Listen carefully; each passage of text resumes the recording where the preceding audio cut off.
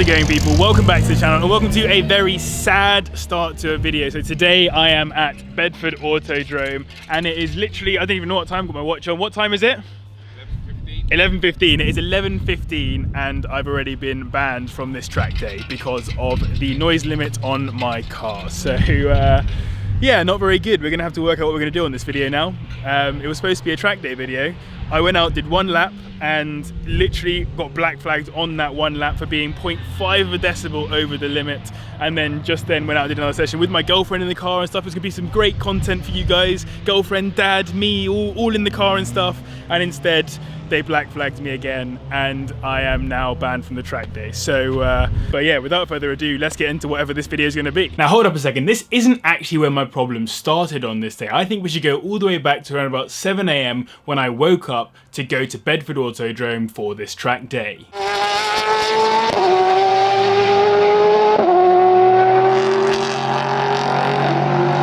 So as I said, I got up at around about 7 AM to go to Bedford Autodrome with my girlfriend and my dad, who was driving down in our race van, which has all of the tools and all that good kind of stuff. The night before, we put in a whole bunch of work on the car to put the hardtop roof on, as well as putting in some new oil, so a complete oil change with 10W60. That was the only stuff I could get my hands on that would handle the new heats given by the supercharger. So I warmed the car up, given that it has this oil that needs to be warmed up pretty well, and then got onto the M1 to drive to Bedford. However, about 2 miles onto the M1, I heard a big explosion and then the car lost a whole bunch of its power. As a result of this, obviously pulled over to the side of the road, and you can see a picture of us here sitting at the side of the M1 waiting for my dad to arrive, as one of the pipes to the intercooler had popped off. We'd never driven the car on the motorway with the supercharger attached, so the Jubilee clip had just come loose with the amount of pressure it was having to deal with. We put it back on, tightened it back up and started driving again, and about 20 seconds later the same thing happened. So we slightly modified the pipe to make sure that it would hold in place,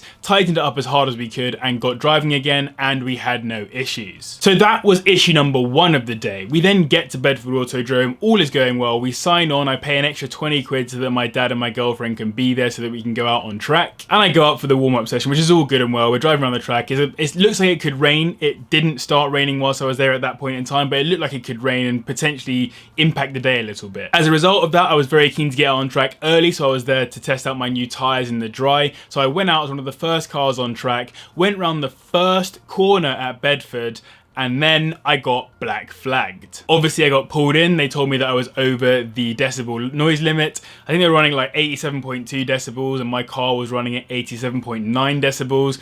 That's super low in the first place, but I didn't complain. I cracked on. I went out for another session because we had nothing that we could quieten the car down with. We just went straight back out again and basically drove really slowly around the corner where I was getting sensed for decibel noise limits. This kind of ruined the lap a bit because you'd be catching people, and obviously in an MX-5 you want to be going particularly fast around the corners, and suddenly I wasn't allowed to do that anymore because I had to go really slowly around that particular corner and lost a whole bunch of time. But it was fine to do it just to make sure that I could be there and drive on the day. I came back in from our first session, I went back out again with my girlfriend in the car, and I thought it was gonna be a really cool day of filming me and my girlfriend in the car and my dad in the car and all that other kind of stuff. Did a whole long session, it was going really well, having a great time. In fact, she was actually a really good passenger. I thought she was gonna be a lot more complainy, but she really actually seemed to have a good time if she was a little bit scared. And then we got black flagged again. Pulled back in thinking like, what is it this time? I'm still going slowly around that corner. Turns out there's a whole bunch of other sound decibel meters around the track, and they were like, that's it mate, you can't drive this car for the rest of the day, you're banned. And so obviously I was quite angry about this. It was about 11 o'clock in the morning and I'm no longer allowed to drive my car anymore. A bit of a joke. I've spent 230 quid to come here and do some recording. I've done no recording, so I wanted to get warmed up first, and I've just lost the potential video, I guess. And before we get on to what kind of saved the whole day for me, and actually some track content, so be ready for that, I just wanted to have a quick moan about those decibel noise limits. Now, number 1, this is Bedford Airfield, and that's, when I say airfield, I'm talking about planes. I'm talking about planes flying over and landing, and yet you can't have a car over 87.2 decibels. What? There are literally planes landing and you can't have... Mad. Number 2, 87.2 decibels is a bit ridiculous. If you think about it, most lawnmowers are 90 decibels. So what you're suggesting is that you can't actually mow the lawn in between the track, of which there is plenty at Bedford Aerodrome or Autodrome or whatever. you can't mow it because it's 90 decibels. The car can't be 90 decibels, it has to be 87.2. But a lawnmower is allowed to crack on at 90. Calm. And number 3, 87.2 disregards so many just standard factory cars. It's not like my car is massively loud in terms of decibels. It's kind of somewhere in the middle. I know it's loud for sure, but it's definitely not like ridiculous. There's a reason why cars like GT3 RSs, GT2 RSs, Hurricanes, 458s, etc, etc, etc cannot turn up to Bedford Autodrome. It's because all of them are over 90 decibels from standard. In fact, they're over 95 decibels from standard. But it just seems a bit mad that all of these amazing cars that were sort of built for the track, particularly with the 911s, which most of which are around the 95 decibel mark, you can't drive them on that track. And yes, I'm well aware of the fact that I signed up for it and I expected the car to be below 87.2 decibels, if I'm perfectly honest, because it was below last time. I appreciate the main problem was that I had this new manifold on, which was allowing a little bit more air through the exhaust, so that was probably upping it that teeny little bit so that I went over on the noise limit, but 87.2 is nuts. Anyway, I'm sorry, I'm complaining and I'm ranting and it's all just coming across rubbishly at the moment. So instead, let me talk about something positive that happened on this day, which is that I met a couple of very nice guys who really liked the MX-5 and they allowed me to drive one of their cars. The guy whose car I drove to give you guys some track content for this video is a guy called Sam, and he runs a company called The Auction Buyer. And no, I'm not sponsored by them, by the way, and they don't know that I'm doing this either, but I really wanted to say a massive thank you to him for allowing me to go out on track in his car. And so if you guys are after someone to source you a car, obviously if you've been watching my videos and you've been looking at a particular car and being like, oh, I'd love to get my hands on one of those, his company will source cars for you from a whole bunch of different dealers and a massive network around the UK, and then collect them, bring them to you and all that good stuff. He's a genuine car enthusiast with a passion for selling cars and for helping people to find the perfect cars for them, and I really appreciate that. And so it's kind of really in line with what the channel does, I guess, with the top 5s, etc. So I thought they'd definitely be worth a shout out. So massive thank you to Sam for letting me drive your Roverghini. And with that, let's go have a look at the track footage that I did in this guy's MG. So boys, welcome back to the video. Obviously I can't drive my MX-5 around on this track, but I have with me Sam, who has very kindly offered to let me drive his MG around the track instead. And before you start harassing him in the comments for head gasket failure, this car is actually a bit of a beast. So I'm looking forward to getting it around the track and enjoying what it's like. First time driving on track in an MG, first time driving an MG in fact. I've never driven an MG before, so yeah, still at Bedford obviously. Gonna do a quick session now, see what the car's like on track, switching from rear wheel drive to front wheel drive. It's all good, and massive thanks to Sam for letting me drive his car. It's pretty crazy, so yeah, let's follow these boys out. So before we start messing around, Sam, how long have you had this car? So I've had it about 3 years. Bought it standard, was always destined to be a track car. Yeah. Lucky enough that I've got a couple of other cars at home, one for work, one for weekends and stuff. So What do you drive for work? I've got the Nissan Pathfinder for work. Yeah. I assume to trailer cars around. Yeah, so we source and deliver vehicles for people. Yeah. This is what our company does. What company is it? It's called The Auction Buyer Limited. The Auction Buyer Limited. Or theauctionbuyer.com. So yeah, we try and find help people buy cars on trade, so they can save money. Yep. Which is a bit different. That is good. And I assume it's quite a niche way of selling cars, I guess, or a niche way of helping people to buy cars, I guess. Yeah, it's different. So different in terms of just the way you buy. So we don't offer things like warranties or things like that, but we do try and make sure that customers get a saving so they can factor that in themselves. Yeah. I'll put a link to your work somewhere in the description down there. Awesome, thanks. It's quite planted, to be fair. Yeah, it won't roll much. Very planted. Much more planted than my MX-5 is today, so pretty sick. You were saying you had tuition here? Yeah, so I had a couple of things. So I'll talk through a lap in fact. So it's basically, this track is all about momentum. It's just basically how late are you willing to brake, how hard are you willing to brake, and like how wide to in you can go. So like for this corner it'd be wide and then just aim for the post and then just flat through, back wide again. And then a time to breathe, I guess, down the straight, which is always nice. What does this car get up to on the straight normally? About 120. 120, that's pretty sick to be fair. I was only getting to like 115 in the MX. I was braking early because I have my girlfriend in the car, but It does go, fair play. We've been trying to see how fast we can get through this corner. Oh mate, is it a 4th gear corner I assume? Yeah. And then yeah, so we properly take these like, yeah. I've managed 90 so far. Yeah, fair. In the MX-5 it's about the same, about 90, 95. And then flat down here, I'll brake at the 3 marker board. Your brakes are quite strong as well, like, they're pretty good. Like, I'm not leaning on them too hard, so they started to fade earlier, which is why we were thinking about changing them. But I'm so glad that it's not proper hot today. Yeah, agreed. Although mine faded as well in the first session I did, that I was running them really hard. So, but this is planted. Like, I'm genuinely very not surprised. Surprised is the wrong word. I'm very like, you've done well getting it this planted, I suppose. And I know I'm not pushing it, but still. Yeah, you've got a lot of room to play with. Yeah. Yeah, she goes. I look forward to some fast laps. We'll get there. It's just testing the grip as well. Anyone who's been chatting nonsense about the NS2Rs as well, like, they really do hook up, don't they?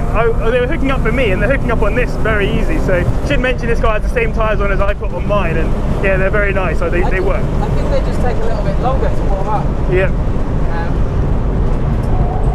Bit wide on entry, but we're good. That's it.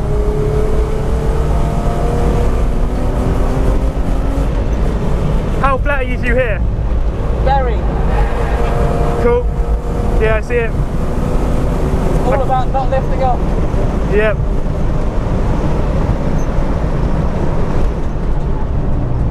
Do you know what's nice? Being able to come round here and not have to go slowly. Stupid man. A friend of mine's got a Lotus and he has to do the same thing. Like slow down for certain parts of the track and whatever. Yeah, he's got to take corners in like 4. Oh, bit of understeer there, but we're good. Keep going. That's it, rev it out. Oh, I can rev it higher, can I? How high can I go on the revs? Get up to 7. Set up to 7, yeah? Cool.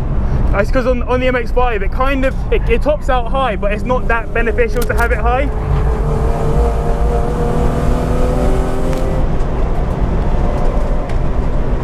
We'll wait for this dude.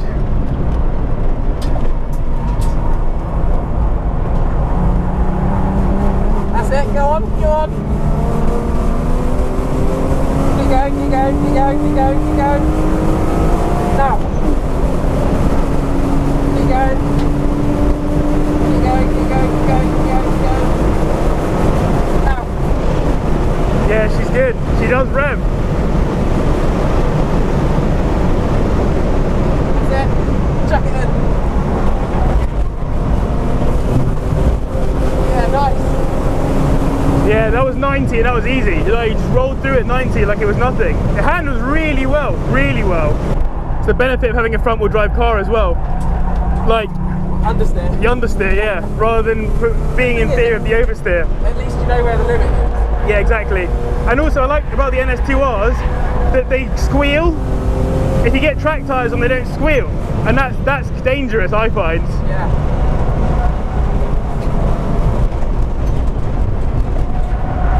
That's it, keep going. Yeah, boy. Let's do it! Bit of rain as well. Oh, go on, get her in. We're in. Wrong gear, but we're in. It's alright, we made it. If we're still on track, it's fine. Yeah, that's the main point.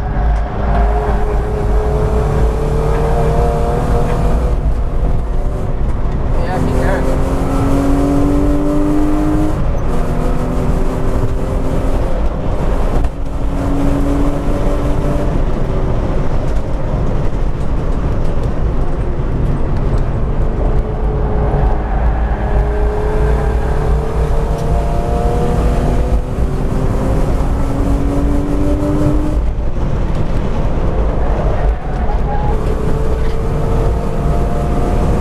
He's not going to allow me to. That's a shame.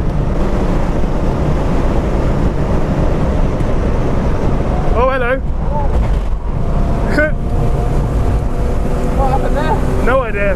He stopped, so I think... But yeah, you've got a very planted car here. You have done well.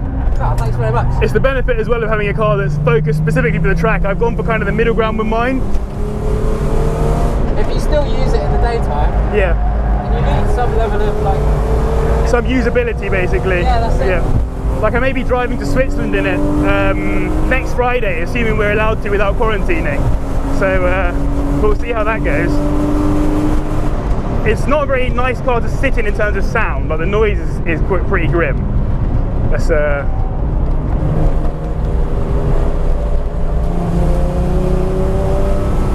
here, there we go. Right, we'll do a nice flyer and then see.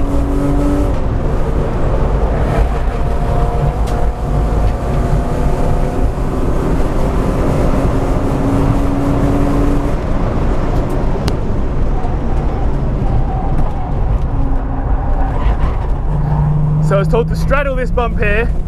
Really? Yeah, straddle that on the outside every time, get like a little straight line through here and then straight line again into this one, get the braking done and just cut as tight as you like, right. And then back in on this one again, as tight as you can, keep it to the line basically.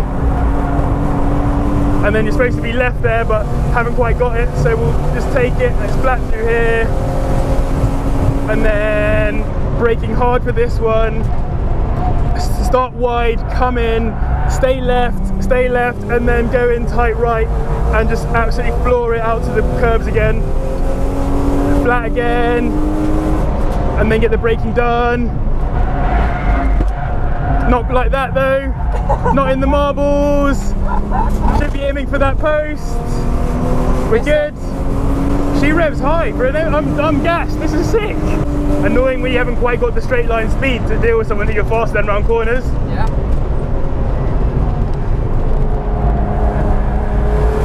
Cleo's not getting away, is he? No.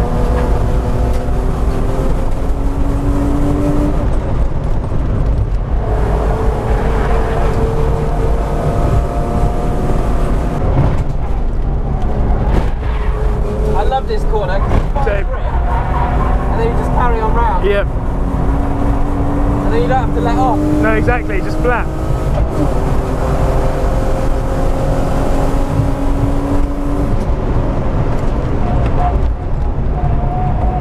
And then in. Bit wide, bit of understeer, but we got it. Like a bit of understeer. Let's try and get this one this time. Nice and tight here. Go on, hit it, hit it. Oh, a bit of understeer. Yeah, understeery, sadly. Needs a dip. Agreed. And unfortunately, the GoPro ran out of space just before I pulled off, but I got told off again when I came off the track for this overtake here. It's pretty grim. Let's go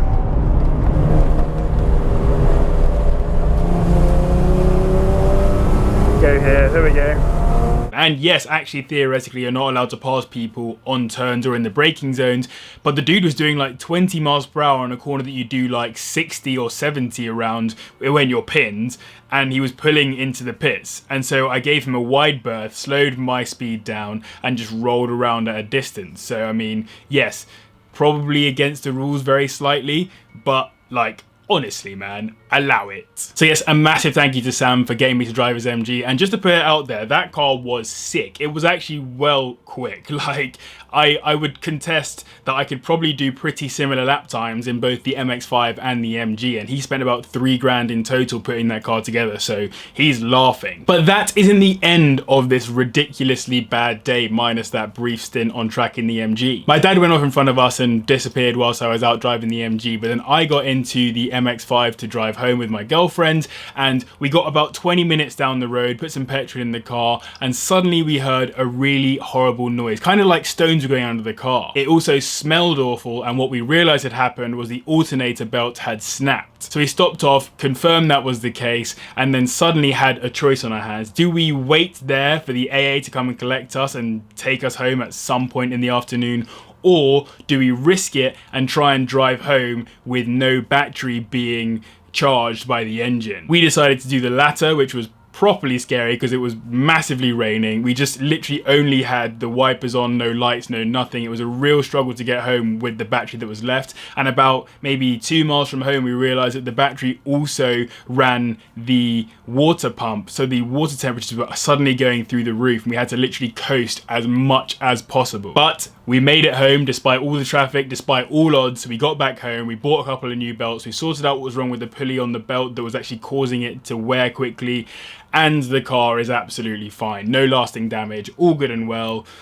Yes, very blessed to be in that position. But what a day, what a nightmare of a day. And to be honest, I still had fun either way. I got a few sessions out in my MX-5 and I got a session out in that MG as well, which is a super great thing. I met some great people. Massive thank you to Sam, who was the auction buyer guy, and also his friend Ben, who was there driving with him. With people like them around, you can understand why people love track days. Still think that 87.2 decibels is far too low. Next time I'm going to turn up and drive a lawnmower around there at 90 decibels and then see how quickly I get kicked off the track whilst there are people going around in other cars. Oh, and by the way, it wasn't just me that got kicked out. There were a whole bunch of people who got kicked out on that day. I don't think anyone expected them to be enforcing the decibel limit so particularly low on the day. There was a guy in a Exceed 430 Cup, one of my favourite cars, who got told off as well. A guy in an MR2 who, just like me, got done on the first lap. Everyone was just dropping like flies. It was really annoying. But anyway, a massive thank you to you guys for watching. A massive thank you as well to the patrons for all their support. Remember to like, comment, subscribe, all that great stuff. But thank you very much for watching, and I'll see you in the next one. Oh, and I will bring you some track content in that MX-5 very soon. Listen.